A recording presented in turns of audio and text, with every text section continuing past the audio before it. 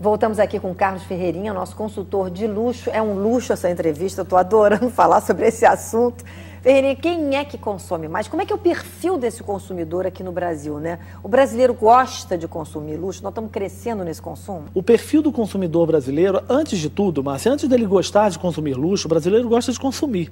Acho que acima de qualquer coisa, o brasileiro é um bom consumidor. Face ao que a gente tem de mercado consumidor somente interno no Brasil, né? O próprio mercado brasileiro é um excelente mercado próspero para consumo interno. O brasileiro gosta de consumir. Acontece algo no Brasil muito primoroso na evolução nossa social nessas últimas décadas. O brasileiro se tornou muito atualizado. Ele tem um estilo muito contemporâneo, muito atualizado, e com isso criou uma faceta que a gente interpreta no consumo, primeiro, muito ineditista. O brasileiro ama aquilo que é novidade. Então as marcas, principalmente as marcas internacionais, primeiro elas têm que lançar os produtos mais novos no Brasil, porque o brasileiro se aventura com muita facilidade naquilo que é novidade. Agora, há uma outra faceta que nos transforma como absolutamente fascinantes para o mundo: impulso. O brasileiro não pensa no que ele pode gastar. Não pensa? Não.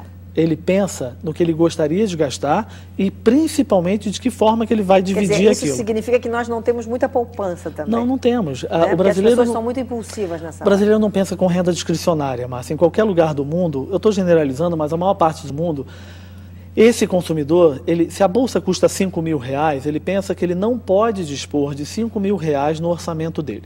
Anual, basicamente, porque eles pensam geralmente com o efeito ano. No Brasil, a gente tem um efeito muito curioso. Eu não posso comprar uma bolsa de R$5.000, talvez eu nem devesse. Mas uma bolsa de 10 prestações de R$500 eu consigo. Isso é verdade. Ou 5 prestações de 1.000. A hiperinflação no Brasil gerou um efeito no consumo brasileiro que nós meio que parcelamos no nosso raciocínio as nossas possibilidades. Por isso que as nossas instituições financeiras também têm uma relação brasileira extraordinária. Eu tenho que rir, porque isso é a pura verdade. Você vai em qualquer loja, as pessoas logo te propõem: não, é caro, mas você pague 10 vezes, pague em 5. E aí aquilo conquista a pessoa na hora, porque ela faz essa conta parcelada que você está falando. Então eu vou encaixar no meu orçamento R$500 por mês nisso aqui. E o cliente que não precisa de parcelamento, como ele já sabe que tem parcelamento, ele já espera. Nós chegamos a ter o ano retrasado movimentos de concessionárias no Brasil, de montadoras de carros de luxo, carros no patamar de R$300, R$500.000, parcelando em cartão de crédito. Agora me diga... Em quantas parcelas? O indivíduo que pode comprar um carro de R$500.000 precisa parcelar em 3 parcelas no cartão de crédito, mas esse efeito brasileiro gerou impulso. Aliás, a gente tem que colocar que isso nas classes menos favorecidas também, porque as pessoas compram. Não é que pode ser até um luxo em certos lares. Claro que sim. Aparelho CD, televisão grande, geladeira, máquina de lavar, tudo também parcelado. Isso é uma coisa que permeia a sociedade brasileira. Eu digo que esse é um perfil do consumidor brasileiro independente na gestão do luxo. Para as operações que trabalham aqui, em parte delas, tem muita dificuldade de aceitar isso. As grandes marcas que vêm para cá. E elas tentam, de alguma maneira, imprimir no Brasil, evidentemente, a cultura delas. Não dividem, não parcelam, isso não existe. Elas tentam isso até morrerem na praia. Por exemplo, você dirigiu a Louis Vuitton. Isso. A Louis Vuitton aqui parcela? Claro que parcela. Mas lá não parcela. Imagina, jamais. E tem que parcelar. Fora não parcela. E aí, olha que coisa interessante. Quando você pergunta, Ferreirinha, quem é o brasileiro que consome? Aí nós começamos a entrar dentro de um campo que já não passou a ser tão fácil no Brasil, Márcia, porque nós naturalmente temos um consumo feito por quem tradicionalmente tem a possibilidade financeira para. Mas quando você tem no Brasil uma característica de uma série de marcas que facilitam o acesso a elas, com pagamentos em promoções com cartões de crédito de 10 vezes, ou 5, ou 6, ou 7 vezes, esse perfil foi totalmente diferenciado nesses últimos anos. Nós temos hoje uma mescla de clientes que não necessariamente estão alinhados ao que você esperava de um cliente tradicional desse comportamento do luxo. Ele é um cliente, possivelmente, que só vai comprar aquilo uma vez ao ano.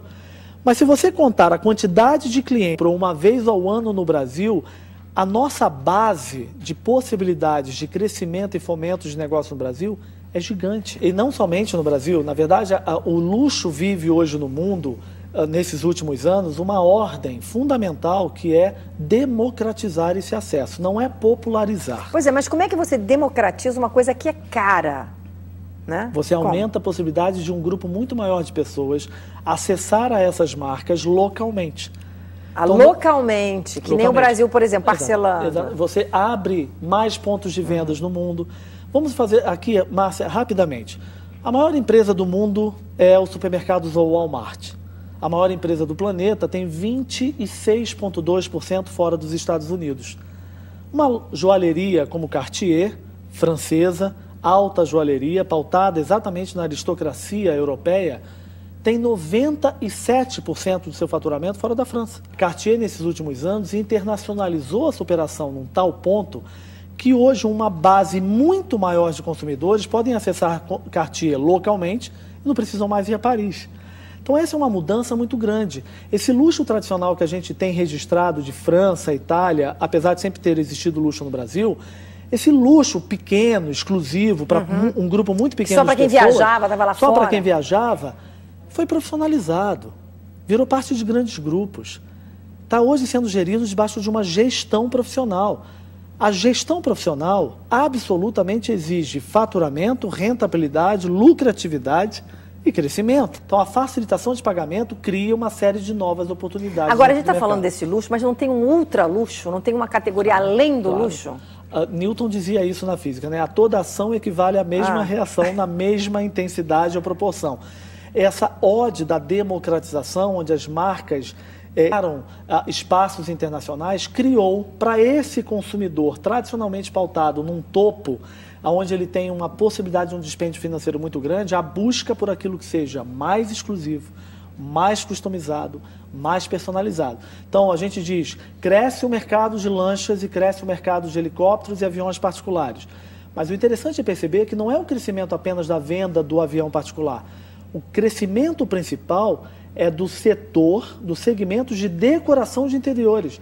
Não, peraí, Ferreirinha, claro, é a decoração do avião que está mais... Claro, o indivíduo compra o avião particular, mas isso muitos já estão comprando. Ele entra num outro patamar que é personalizar esse interior. Claro, a mesma mas coisa tem que ter que uma coisa diferenciada. Exatamente isso. É a mesma coisa que o processo que ele faz na residência, no apartamento, etc. Esses são os extremos, Márcia. Quer dizer, esse setor está crescendo muito? Sempre cresce, em qualquer lugar, porque é uma renovação natural de dinheiro.